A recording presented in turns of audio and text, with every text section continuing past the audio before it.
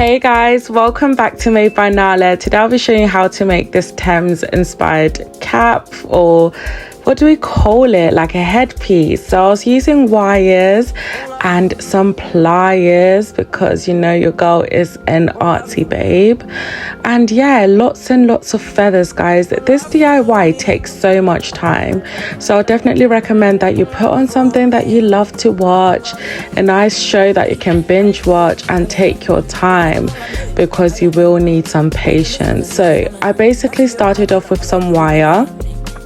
I got this from Amazon. I'll try and link it all down in the bio below. And I literally just like pulled a little piece. I wanted them all to be different sizes, so it doesn't really matter. And then using my pliers, or what do you even call this? But yeah, I just clipped it like so. And then you want to take your feather. This bit is so tedious, guys, but you basically want to wrap the wire around the feather. So I'm trying to show you here as best as I possibly can how to do so, and I just feel like it's a matter of trial and error. So just give it a go, see what works for you. So yeah, just carefully wrap around that wire. And if you're a little one, as I always say, ask a parent to help you because it is a little bit tricky and it does get quite sharp. And once you're done, you should have something that looks like this, guys.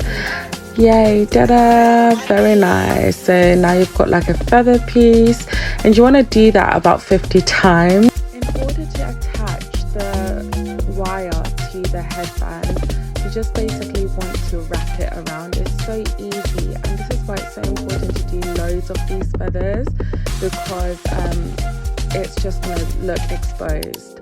So I basically went over it and I did like 50, like I mentioned, just to wrap it around. And I kind of kept all the wire pieces like close together, and I just sort of repeated that over and over again. So I'm just going to time lapse it for you guys.